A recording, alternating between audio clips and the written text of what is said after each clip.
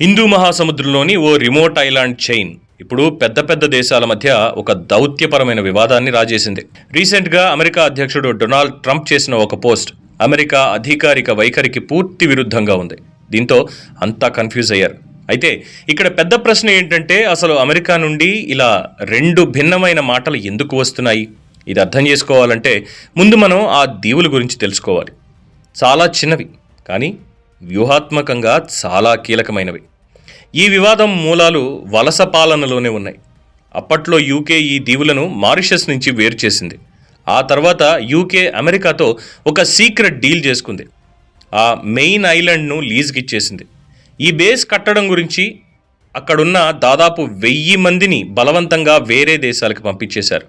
ఎంత ఒత్తిడి ఎదురైనా సరే దశాబ్దాలుగా యూకే ఆ దీవులపై తమకే హక్కు ఉందని వాదిస్తూ వస్తోంది.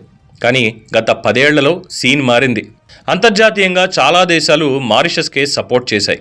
ఇలా ఒంటరివ్వడంతో బ్రిటన్ చివరికి దిగొచ్చింది. దీవులను ఇచ్చేస్తామని ఒప్పుకుంది. ఒప్పందం చాలా సింపుల్. దీవుల అధికారం మారిషస్కు వెళ్తుంది, కానీ ఆ మిలిటరీ బేస్ మాత్రం అలాగే ఉంటుంది. ఈ చాలా ఇంపార్టెంట్ బేస్ కోసం కొత్త లీజ్ ఏకంగా 99 ఏళ్ళు ఉంటుంది. దానికి బదులుగా యూకే ప్రతి ఏటా మారిషస్కు పెద్ద మొత్తంలో లీజ్ చెల్లిస్తోంది.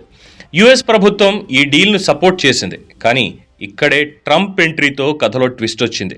ఆయన వాదన ఒక్కటే, ఇంత ముఖ్యమైన ప్రాంతాన్ని లీజుకు తీసుకోవద్దు, అది మనం సొంతం అవ్వాలి, అంతే.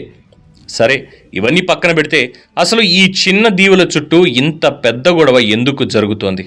దీనికి 3 కారణాలున్నాయి. 1 వాటి లొకేషన్, 2 వాటి చరిత్ర, 3 ప్రస్తుత ప్రపంచ రాజకీయాలు.